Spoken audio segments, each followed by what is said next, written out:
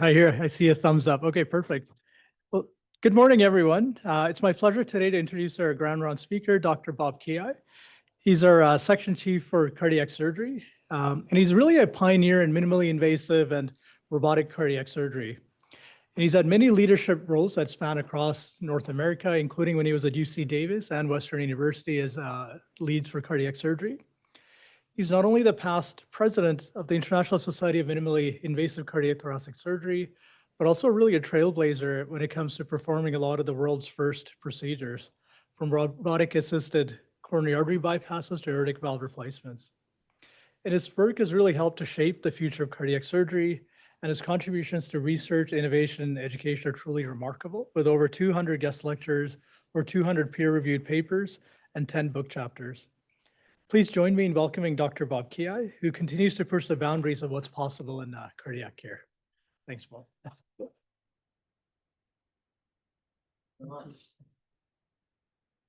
Thank you, Mr. Kraken. This is indeed an honor and pleasure for me to share, you can say, my journey in the last 24 years in this particular field. We're going to start this journey, and my topic, my title is Transforming Cardiac Surgery with Robotic Surgery from Then to Now. These are some really kind of turn up volume. Okay, there it is. Okay, beautiful. And there it is. There's the Lima to LAD going down. Perfect. Looks like it's working. Okay. These are my disclosures. I'm a consultant with these particular companies, specifically with respect to minimally invasive surgery. So the objective of my talk is I'm going to talk about the history indication for robotic surgery overall in surgical type of, you can see, applications, past and present robotic systems, specifically what cardiac surgical procedures is robotic assistance utilized now, the future of what robotic platforms is coming up the pipeline, and also the future of robotics in cardiac surgery, and then I'll have enough time for questions and answers.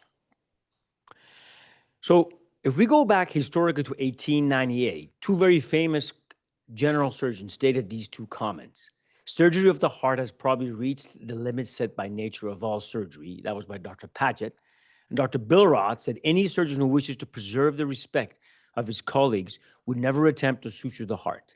This was what the mentality was back in 1897 and 1880, and things have significantly changed since then. So if we look at what happened between 1923 to 1933, really was a dormant period in cardiac surgery. And then between 33 to 43 was an experimental era. And then there were some closed commissurotomies, specifically from 43 to 53 for valvular heart disease. And then cardiopulmonary bypass was basically invented in 1950s. And that's when really cardiac surgery started, specifically with congenital operations, until 63. And then, of course, valve replacement from 63 to 73. And then there was a big era of myocardial preservation, transplantation, arrhythmias between the period of 73 to 83. And then, of course, coronary bypass and valve repairs became the thing to do between 83 to 93. And cardiac surgery was always behind other disciplines when it came to minimally invasive surgery. So it was in 1990, there was a big explosion that basically people tried to do procedures less invasively in cardiac surgery until about 2006, when actually then robotics and also computer-assisted procedures have become available. And I think that that is what is the future potentially of less invasive operations. So if we go back historically, Aristotle stated the following, said that if every instrument could accomplish its own work, obeying or anticipating the will of others, if the shuttle could weave and the pick touched the ire without a hand to guide them, chief workmen would not need servants. And this is the concept of what robotics came into basically fruition. So if we go historically, what happened is the very first automated, you can say robotic, it was an automated rooster in the cathedral of Strasbourg in France. Interestingly, the Society of Robotic Surgery was in Strasbourg just recently this summer, and actually saw this cathedral and I saw the rooster on it. That was in 1350. And then after that, in 1920, there was a kind of a textbook that came out by Karel Čapek, a Czech writer, about basically what robotics it is. And that's where the term, is a Czech term called robota, came from. And this was his book called The Rosam's Universal Robot, and which was a play where all labor was performed by machines, allowing basically human beings to enjoy life with leisure. That's when basically kind of robotics started. And if we go back, basically what happened was Isaac Asimov had the book in 1942 about robotics and the runaround, and he came up with 3 laws for robotics. Number 1, robots may not injure a human being or allow to come into harm. Robots must obey the orders given by a human being except if conflicts with the first law. And then third is robot must protect its own existence as long as there's not conflict with the first and second law. So this is something that he wrote in his book. And after that, basically, NASA started to get into robotics, which is the use of the robotic arm, which Canada had significant contribution towards it. And then 1980, when they started to utilize basically a lot of the automated factories, specifically Fujitsu was the first factory in Japan to start using automation, specifically robotic arms, to basically for a lot of their factories. 1980s, the rationale for surgical robot was at that time was a science fiction, and really was a military intention at that time, basically a doctor in every foxhole, and basically where severely wounded soldiers in the battlefield would be treated in an ambulance equipped with a robot that's basically being manipulated by a surgeon in a mobile army surgical hospital, like almost what basically MASH was about, basically, but more, you can say, modern type of a MASH.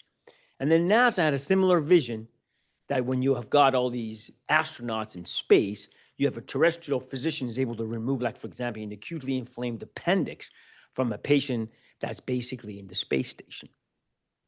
So all these things were what the concept was behind it.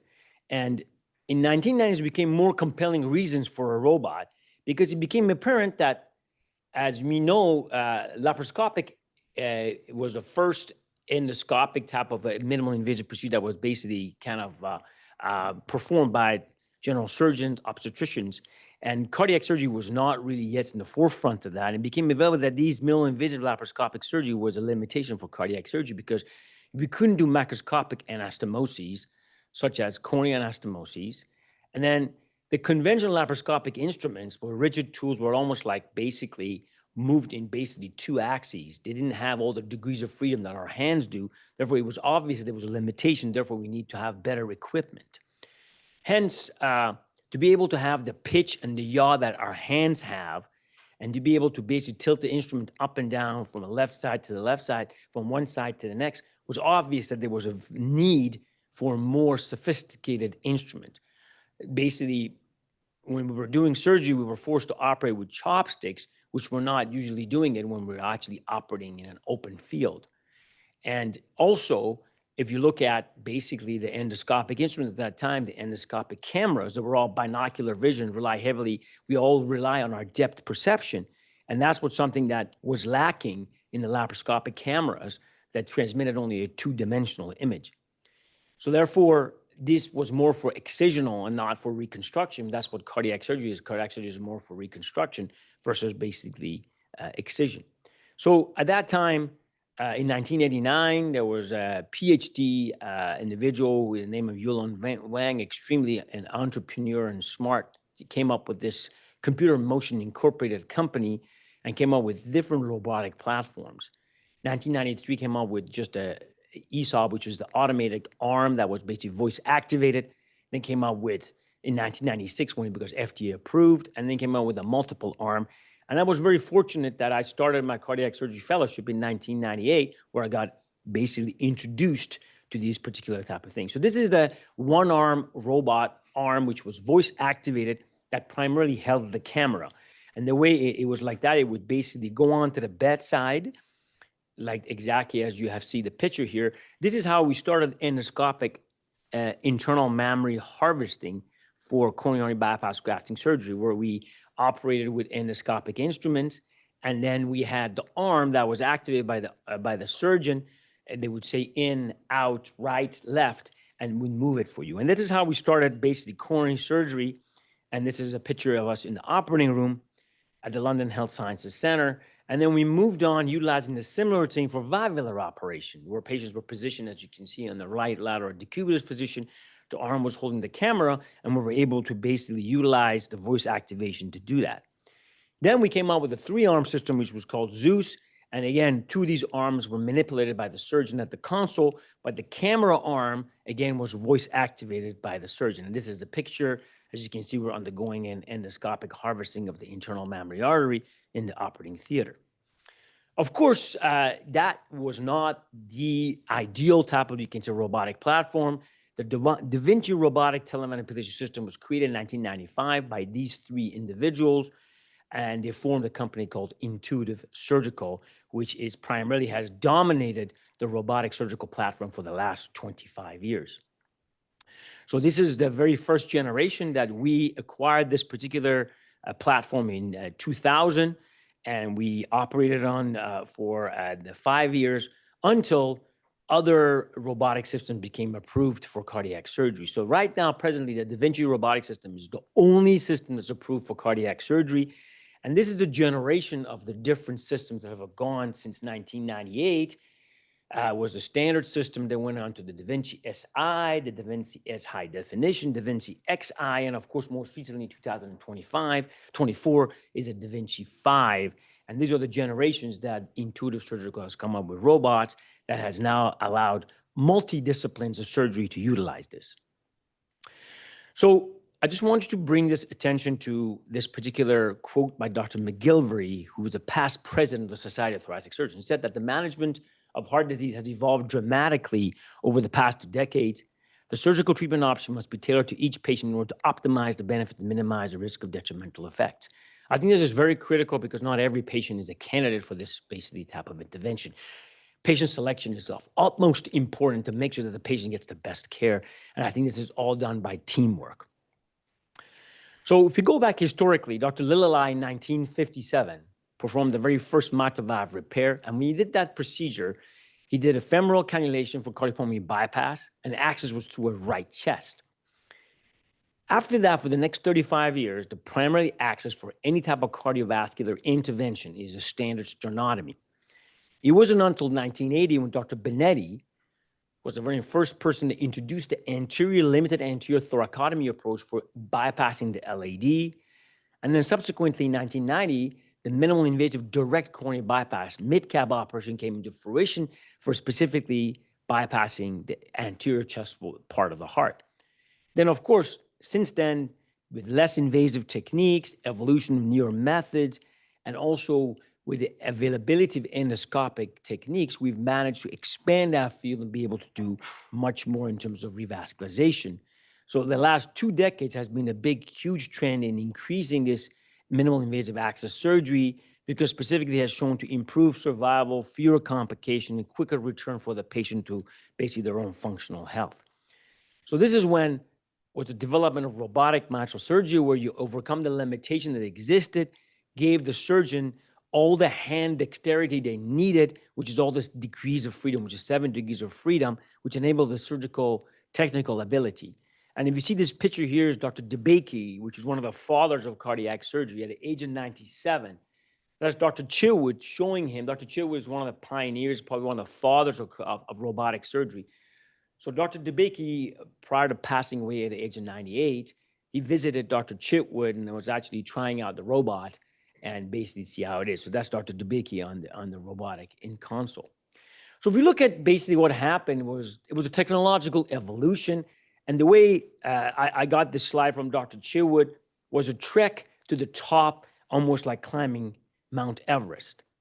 Because surgeons were very comfortable in the traditional approach, which was the base camp. And then you tried to make your comfort a bit better by going up this hill. For example, the level 1, level 2, level 3. Level 1 is when you had a direct vision, smaller incision through the right chest to do a lot of valvular procedure. Level 2 is you had more video assisted. The incision became a bit smaller.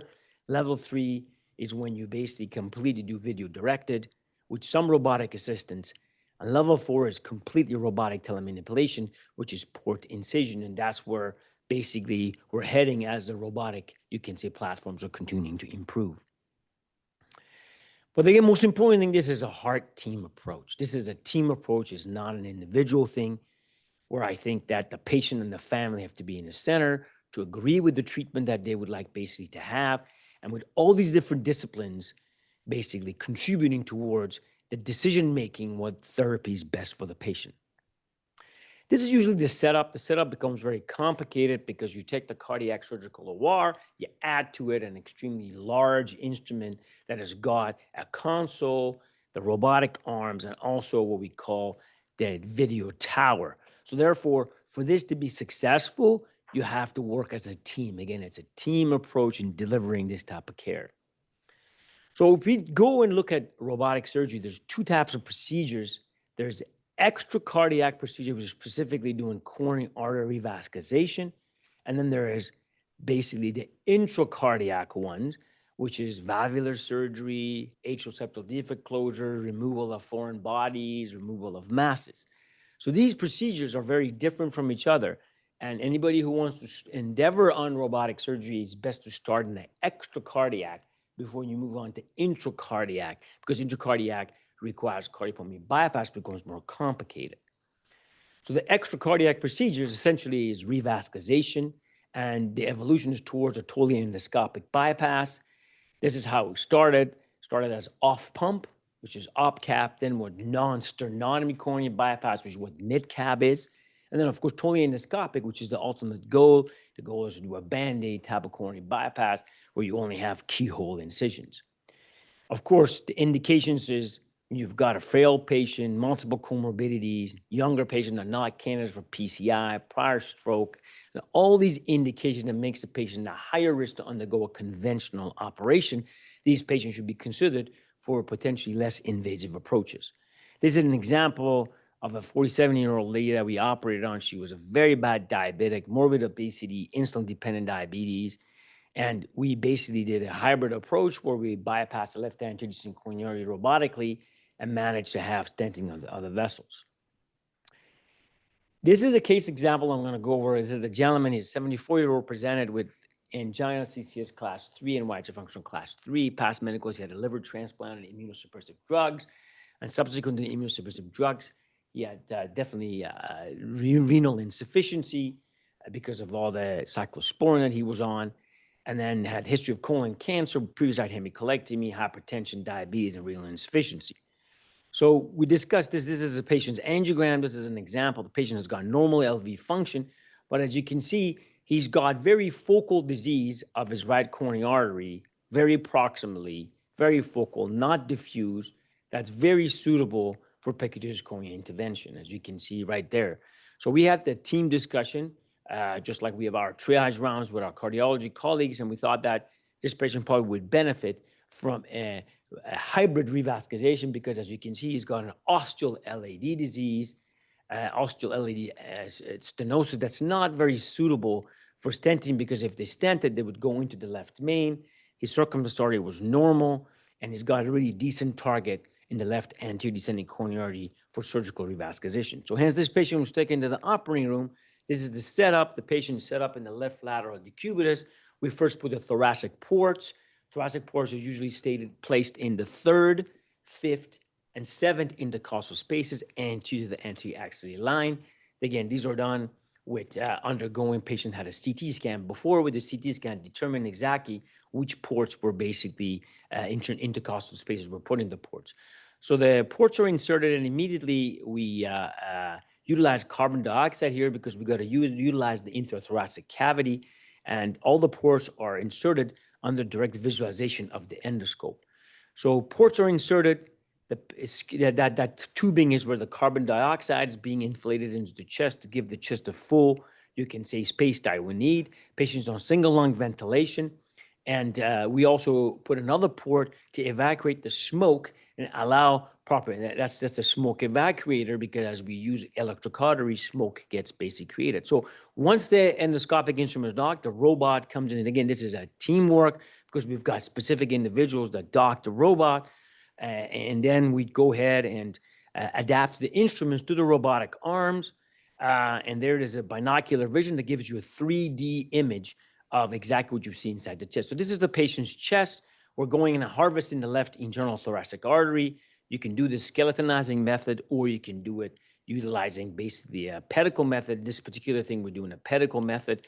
So we're going ahead and harvesting the internal thoracic artery all the way from the first rib to the sex rib. You see, it's a very good visualization, very good depth perception, and allow us to have basically everything we need as if we're doing exactly in open. The reason why we make bigger incisions because we want our hands inside the patient's chest. If you can have all the degrees of freedom that you can have with that instruments, which we don't usually have with regular endoscopic instruments, then you'll be able to very easily do the exact same procedure. So we harvest the full internal, as you can see, we're now basically bringing it down all the way to the first rib. That's the second rib, but you can see that every vessel can be seen. As you, we don't use too many clips. In an open method, you use a lot of clips, but because we have so much better visibility using this endoscopic technique, we don't actually have to do that. Then once the internal thoracic artery is partially dissected, we go ahead and we start basically taking some of the pericardial fat out. That's the pericardial fat, that's the pericardium. And then we open the pericardium. And again, this is all done fully endoscopically. And this is a phrenic nerve. So the pericardium is open. As you can see, the heart, I've got this on 4 times the speed. So the heart, it's actually not beating that fast. I just have it at a faster rate. Exactly. Exactly. So once we have identified where the vessel is for us that we need to bypass, we go ahead and complete our internal thoracic artery harvesting. And then once that's done, we go ahead and we proceed with performing the anastomosis. In this situation, we didn't have the proper stabilizer to do a fully closed chest anastomosis. So we went ahead and made a little small incision, and we did the bypass for this particular patient through that incision, and the patient subsequently underwent the stenting. Now, this is another picture of how we can do bilateral internal thoracic artery harvesting. So what we're doing here is we are freeing off, the lung was adhered to the pericardium, the lung was freed off, and this is again the pericardium. We're taking the fat off, and what we want to do, we want to expose the vessels first. So we go ahead, we open the pericardium laterally, and there's an obtuse marginal branch at the circumflex, very nicely exposed there. And then we go ahead, open it anteriorly. This is the left anterior descending coronary artery. And then whenever we do a bilateral internal thoracic artery kind of harvesting, we skeletonize it. So from the left chest, we go into the right chest, and you can see the right lung inflamed because the patient is on single lung ventilation, specifically the right side. And there's the internal thoracic artery. This is how we skeletonize it. Again, this is 10 times the magnification. So it's very nicely allows us to do it. We cut some of the vessels. So there's the lung coming up because the right lung is still working. So this is how unbelievably the imaging is. This is the internal thoracic artery harvested. This is how we do the anastomosis. We do closed chest. We bring a stabilizer in. This is the left anterior descending coronary artery. This is a beating heart again. We put silastic snares because when we open the left anterior descending coronary artery before we put a shunt in, there it is, the vessel is open now. And then we go ahead using a regular 7-0 proline, but these are shorter ones, are 8 millimeters. And we perform our anastomosis as we would have done open. So now some intracardiac, such as valvular ASDs, I'm going to touch on that. In this particular thing, it's completely different because we do this on pump. So the cannulation strategies are very important here, and pump time, cardiac arrest time. So we usually always get access to the periphery. As you can see, we put peripheral cannulations. We advance this under the guidance of the transesophageal cardiogram directly into the heart, specifically the right side, and depending how the cannulations are done. And this is how usually the setup is. We've got the working port, and we've got the left arm on the O part, right arm on the rover where the camera is. And we basically base this on every patient's preoperative CT scan. And then we set it up this way. We put a roll underneath the patient. This is where the camera goes. And then we've got the right arm, the left arm on the robot, and then the left atrial retractor, which has really been a game changer for mitral valve surgery.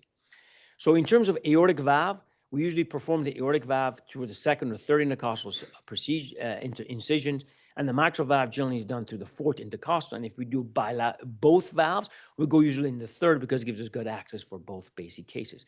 For cannulation, we can do one single cannula all the way up to the superior vena cava, done again with the guidance of transesophageal cardiogram, or we can do just like a regular one, a bicaval type of approach, where we put it through the jugular vein, and this is done specifically for tricuspid procedures. For the aortic valve, again, as you can see, the CT scan is extremely critical for knowing exactly where is the aorta in terms of situated between the intercostal spaces. which one gives us is vertical or horizontal, the aortic annulus, and what gives us the best access. And of course, the femoral vessels are always, just like any performing transcatheter aortic valve intervention, is important to make sure that the vessels are suitable for basically cannulation. And then we proceed with the valve, as a mechanical valve or biological. If it's biological, then the sutureless technology has been extremely beneficial. So this is a aortic valve procedure. As you can see, this is a bicuspid valve in a young patient, a very badly, severely calcified bicuspid aortic valve. We basically go ahead and first debride it completely with endoscopic robotic instruments. Then in this particular situation, we used a sutureless valve, which is the Percival S, which is the old technology. You see the valve is just deployed, completely sutureless, and we'll be able to see it very nicely. That's very implanted. And then we go ahead and close the aortotomy, just like any open procedure.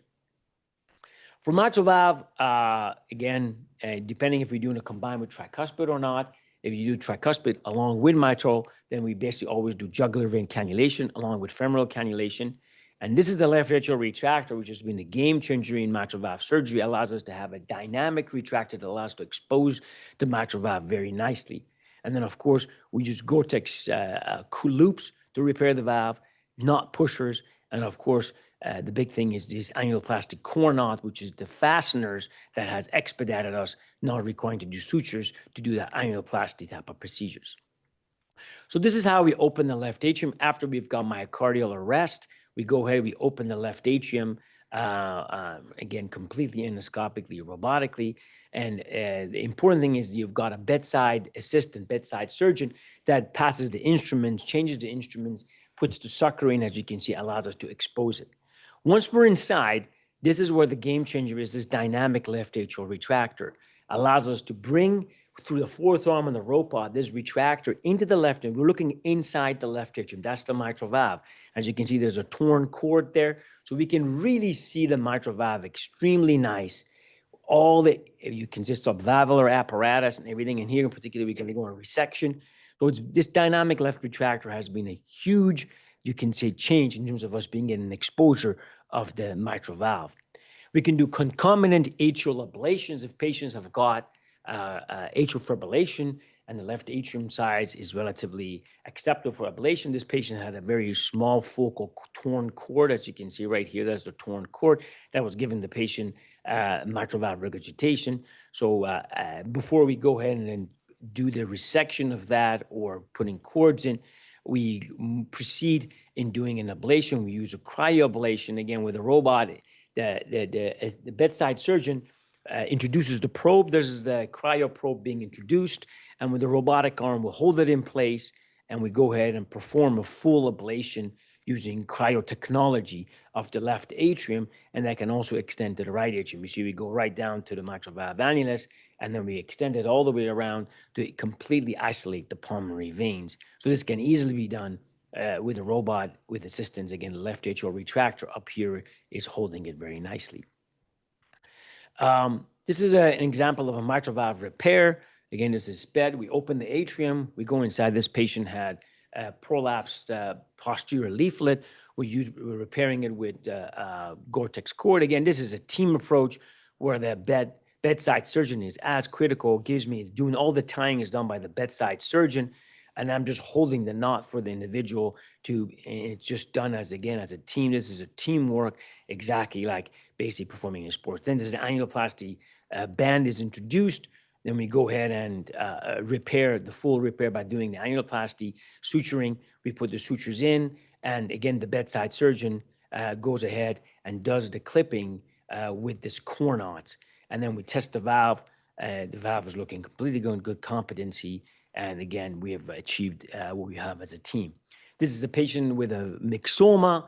Again, the left atrium is very small. You can't get a very good exposure unless you have got it. So the left atrial retractor is holding the left atrium open. We go in, the myxoma is being removed that way. Now, this is a very good example. This is a great save with robotic technology, allowed us to be able to utilize it for this particular patient. 89-year-old female patient, chronic steroids because of rheumatoid arthritis, wanted to have a pacemaker planted. The pacemaker after insertion was not capturing. they do some imaging, noticed that the pacer lead was actually outside the heart. So we discussed what to do, sternotomy, minimal invasive approach. So, well, why don't we just put the camera in for the robot, see what we can do?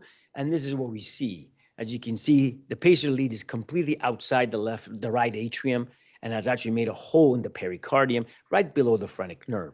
So we said, okay, my electrophysiology colleagues were at the base of the shoulder. They're saying, okay, once I put my suture in, they'll be able to pull that lead back. And again, if you don't have all the degrees of freedom with the heart beating like that, you will cause a tear in that atrium. But the reason why is because, as you can see, I've got all my degrees of freedom in the arm. So I put my sutures around, it's a purse string suture around that lead where the actually tear is. And once I've got all the sutures in, I ask my electrophysiology colleagues to pull the lead back. And as the lead comes back, I'm basically tie. Again, tying with regular chopsticks is very, very difficult. But having all the degrees of freedom allows you to do a typical instrument tie as you would do if you've got the chest open. Again, this patient, this would have not been successful. This patient managed to go home on day 2 because we managed to do a completely closed chest approach with endoscopic approaches. So if we look at the patient-centered benefits, the benefits of the patient, of course, are very clear. Smaller incision, less pain, fewer wound complication, shorter length of stay in the ICU and the hospital, faster recovery to regular quality of life, and importantly, cosmetically for the patients is also very important because they have definitely paid significant attention to that. And this is the difference where you've got a completely closed chest versus a sternotomy approach, definitely different. And what we did actually back at my institution in London, we did an ERAS protocol where we avoided the ICU in this patient. These patients got extubated in the operating room, and we had a full 1-year meetings. We had the PACU, post-anesthetic recovery unit, and ICU and anesthesia to come up with some kind of a protocol where they went to the recovery room, stayed there for 4 hours, and if everything was good, they went to the regular ward on telemetry. And that allowed us to discharge them on day 2 sometimes because the patient didn't go to the ICU, get the mentality they're actually sick. Because these patients that come from home, they're not sick patients. They come for an elective operation. But the way we recover them in the ICU where they deal with sick patients. So unfortunately, they end up also getting the impression that they're sick. But they're actually not sick, and you can actually discharge them much faster if you come up with the proper protocol in place. So what's the institutional transformation? Well, institutions that embrace robotics become centers of excellence, attract patients seeking minimally invasive solutions. Robotics also brings opportunities for research, surgical innovation, and education. And although the early costs are high, as the program matures and you see less, you can say length of stay improves and faster recovery, then robotics actually increases the cost effectiveness of the procedures. So what's the future robotic platform? This is probably an era where we have Intuitive Surgical has dominated, was the monopoly of robotics for the last 20 some odd years. But now we have companies in Japan and China, all over the world, in India, that have come up with systems that are very, very, very actually elusive, and they're just coming down through the pipeline. This is a system called Cambridge Medical versus robot from England. Again, the robot attaches to the bed of the surgical bed, and you can do all those procedures. Now, this company has decided that they're not going to yet get cardiac as one of their procedures. They're concentrating more on minimal invasive surgical procedures for general surgery, obstetrics, and also thoracic surgery.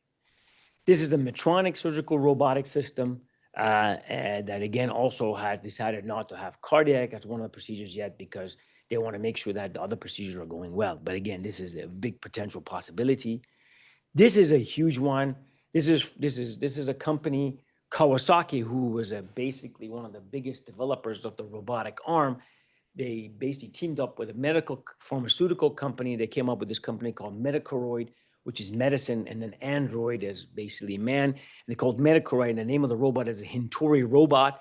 It's basically a copy of what the Intuitive Surgical is, but the robotic arms are way better because they came exactly with the factory where the Kawasaki motorcycles are being made. And I visited this center. They have 2 offices. One is in Tokyo, another one is in San Jose, California. And I tried it. They haven't yet started to do cardiac procedures with it, but they've got approval to do now urological procedure, general surgical procedure, obstetric procedure, and even thoracic procedures. And just in Europe, they're going to start with some cardiac procedures. This is Da Vinci single arm robot. It's just one arm. The camera is inside it, and you can see overall the profile is much smaller, so you don't have to make 3 ports or 4 ports. Just 1 port does it. The application of this are much more for ENT and also for urology. For cardiac surgery, potentially is a possibility, specifically if you want to go subxiphoid and do bilateral internal thoracic harvesting, which was some experimentally done by some groups in Germany. This is another company from China. It's come with a single-arm robot called a Kiaii single report robot. And this, as you can see, the Vericus surgical system is a one arm goes in. You got a camera. The surgeon is basically standing in the corner, and exactly you can do the procedures as it is inside the chest cavity or inside the abdominal cavity by the camera, but only 1 port does that. It's called the Vicarius surgical robot. This is a big company that potentially will have the next one that's going to get FDA approval in the United States. It's a company from Japan called a Microport, and it's called the Tuma endoscopic surgical robot, exact copy of the Intuitive, that is very, very versatile. It's able to basically be shown to be very effective.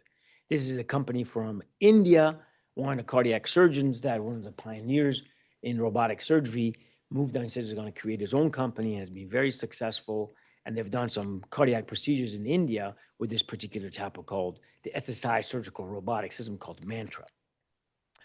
So what's the future for robotic surgery? Well, the technology enabled and the digital interface is just the beginning of it, which is going to allow to give the surgeon the extra and the team sensory information during the procedures.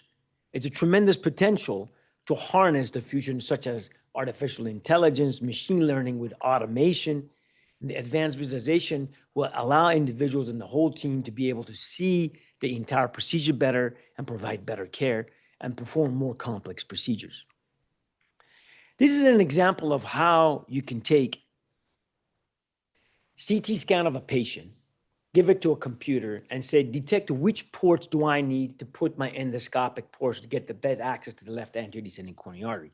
And eventually that's what's going to become, where you give the coordinates to that particular instrument because of all this artificial learning and be able to exactly know exactly this is where you need to go to get to your target.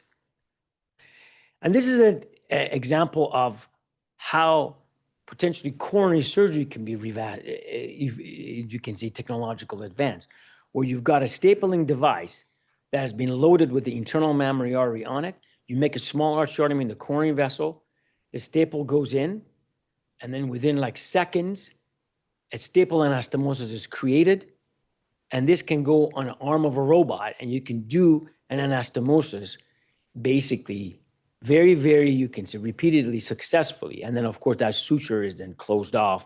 And then you can have within seconds, completely endoscopic stapling systems. The stapling system has existed in general surgery and thoracic surgery for the longest time.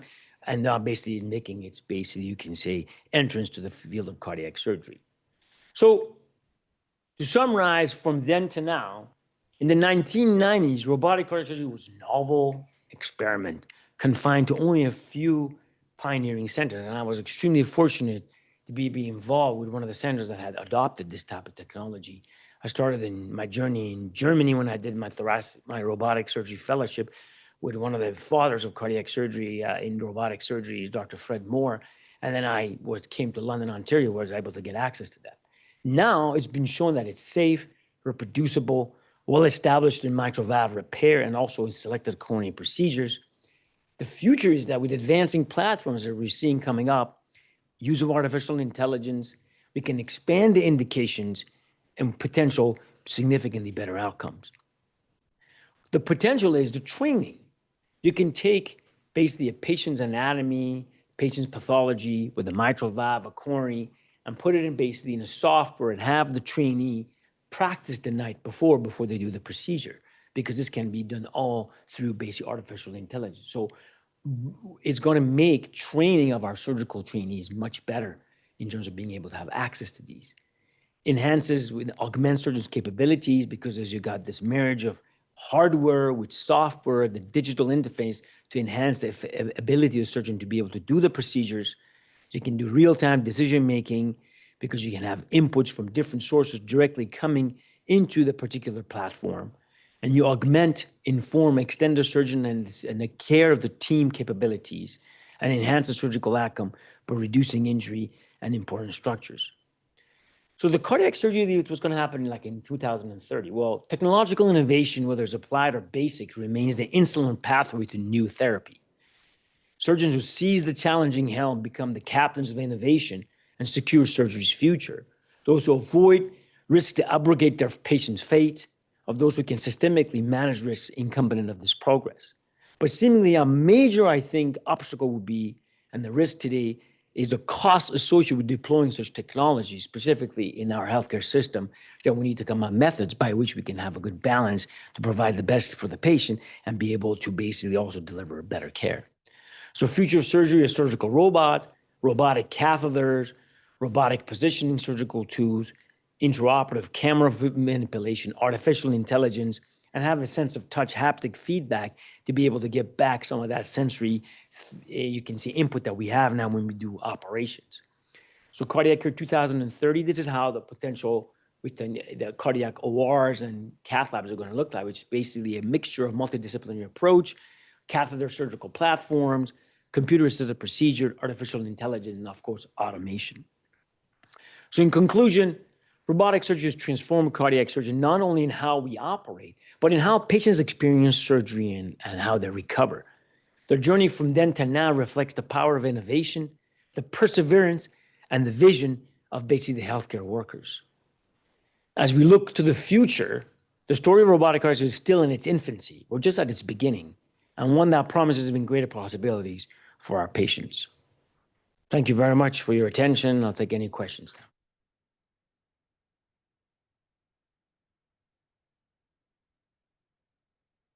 Thanks, Bob. That was a great overview of robotic surgery, and thanks for going through that with us. Are there any questions?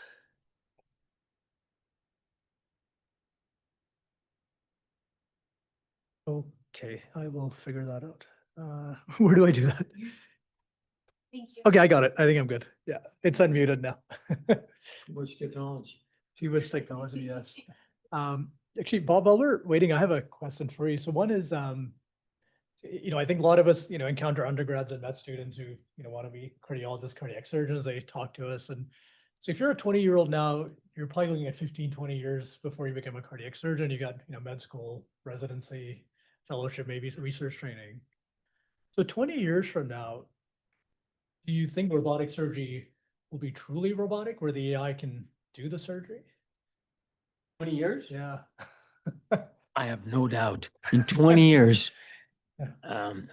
I probably won't be around to see that, but in 20 years, I think with the assistance of automation, artificial intelligence, and ability to have more sophisticated, lower profile robotic platforms, I think that majority of these things, again, I think that at the end, the decision-making and the operation is still just like the pilots are.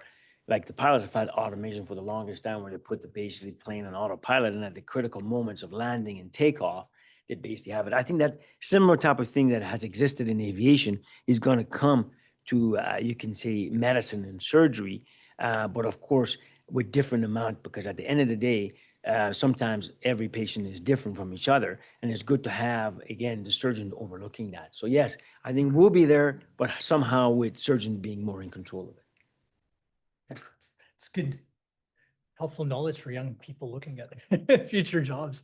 So there's a question on the chat. I think it's, how do we balance innovation with wait lists, push for efficiency, especially in a public system? A great talk, Bob. We're lucky to have you as an expert here. I think that's a very relevant question, right? I know there's also members from the Department of Surgery on here. Everybody's looking at, robotic surgery, and, how do we, in a public system, there's wait lists. I guess one of the concerns that maybe takes up more OR time, is that.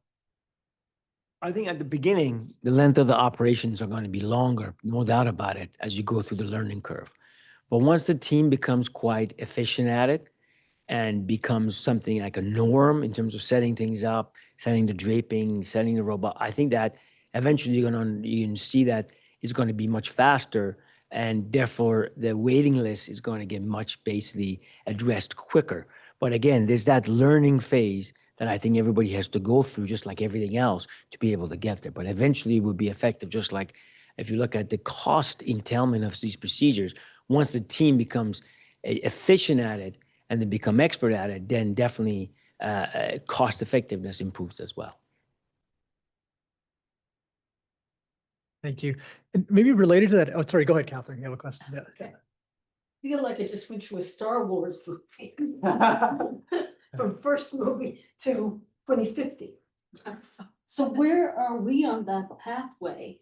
And I mean, you have the CT scan, is that gonna be in the OR? How many days before? You know, there's a lot of coordination in the team. And that OR looks like twice the size of most of our ORs. So that's another complexity. So where are we on that arrow that you put there?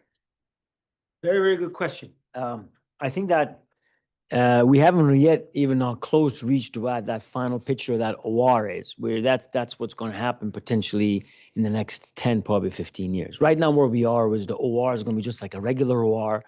The only thing additional in that OR would be a robotic surgical system that would basically be like an instrument for the healthcare team to be able to perform the procedures. The CT scans, MRIs, all that is done preoperatively to make sure that the patient selection is done appropriately. All these imaging are extremely critical, allows us to properly select which patients benefit from these procedures.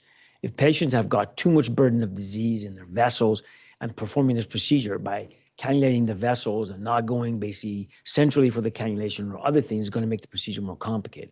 But down the road, once we've got all these things perfected, then you can basically put all those together where the patient goes in, gets the preoperative work, gets decided what approach to do. But we're not there. You would like 15 years probably or 20 years behind that. But very good question. Dr. Ali. Well, thanks for that excellent talk, and we're lucky to have you here. Welcome. My question is, if you look at our ORs currently, 79, 91, 92, and our hybrid, it's just a practical question. Are these ORs physically big enough, set up? Vinci is probably what we're going to be using. Simple question, Alita to LAD and valve repair. Because those are going to be the two that I presume plan would be to start with. Are our ORs currently able to do, just from a physical standpoint? Excellent question. I think that OR 9-1, that used to be the trauma OR when I was a surgical resident here 35 years ago, I think it's good enough, big enough to basically take that, no doubt. And the 9th floor ORs are also, you cannot house the robot in there because housing the robot in there will take extra room, but you can bring it in and after the procedure, take it out. So again, those are feasible. When we started to do it in London, the OR was a regular size OR and we would just bring the robot in and take it out. For the robot to be kept there permanently, no, that's not a smart thing to do with the size of those ORs. And on the 7th floor, those ORs, again, same thing, potentially is doable. So yes, to answer your question, they're doable for typical left internal thoracic artery harvesting and for mitral valve procedures, yes. There's another question in the chat. Can pacemakers be inserted via robotic from Mikhail? No, Mikhail, because I need to have a job. No, sorry, go ahead. Yeah, I mean, if you have to have a lead sewed onto the heart, then absolutely doing it robotically, and we've done that actually. And as a matter of fact, some of my colleagues from Houston, Texas, they've utilized a single port robot to do that, where they just put a single port in, and that single port robot has got the capabilities because you're not doing significant amount of things to be able to sew in one of those sew-in type of leads. So to answer the question, yes, it's doable if you can say typical percutaneous techniques does not work. Thank you. I've got a question, maybe something that we don't talk about often is, a lot of us who do procedures are we're standing and we're contortions, maybe wearing lead, things like that. When I see your pictures, people are sort of look very comfortable. They're sitting there. Is there occupational sort of benefits to using robotic for the operators?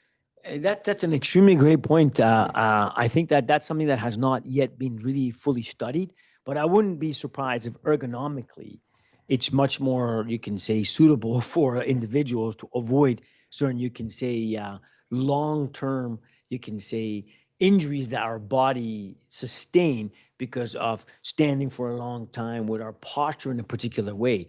So definitely, like for example, when I'm doing a mitral valve repair, when I do it, I started to do regularly minimally invasively to a small incision.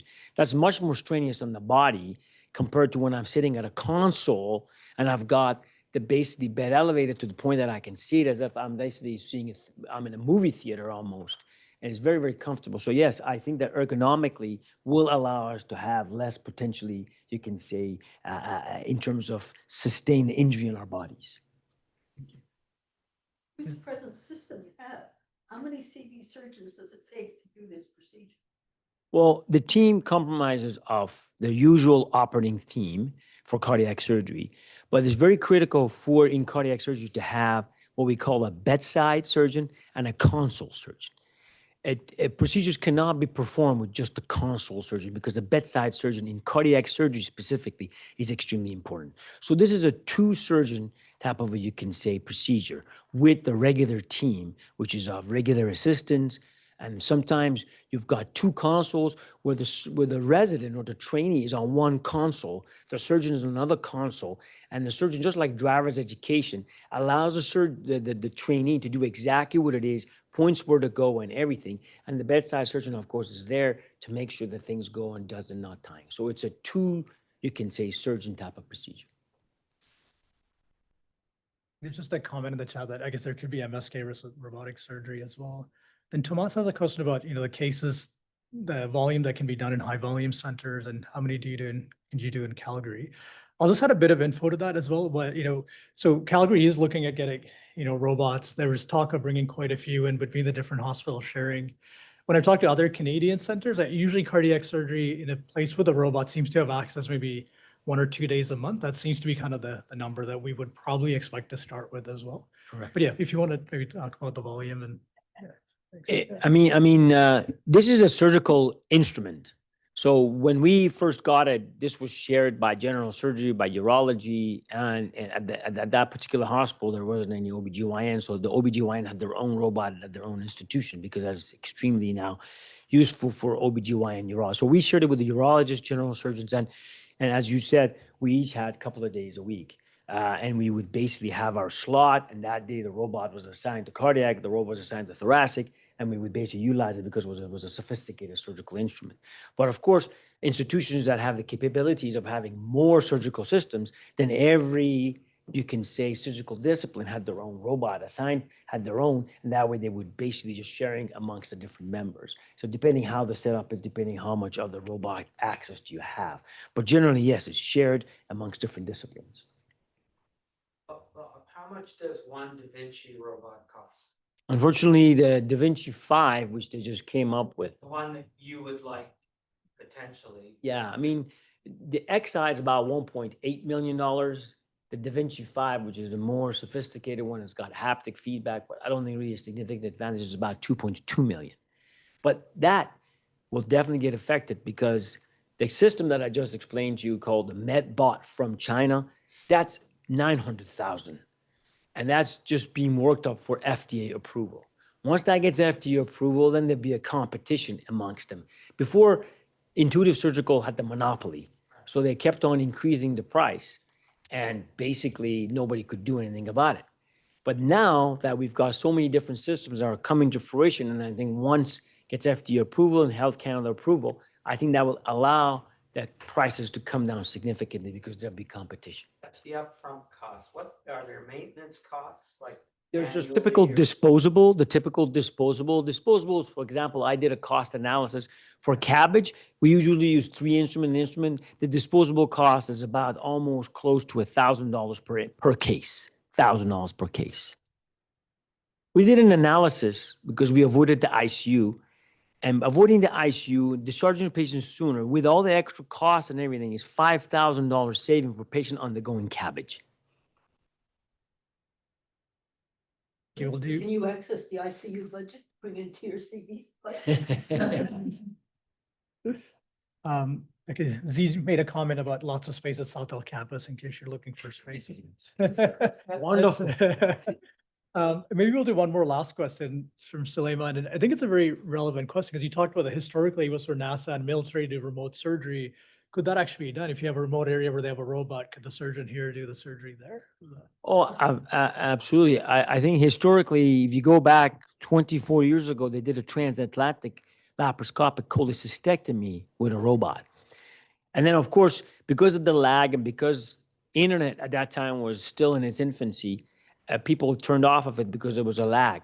But most recently, they did another procedure, again, where the surgeon operated from India, and the patient was actually in Strasbourg and at the Society of Robotic Surgery, and the lag time is very, very now minimal. So definitely telesurgery and be able to proctor with having somebody that's an expert in one institution be able to help actually is doable and has occurred. Therefore, that is the future.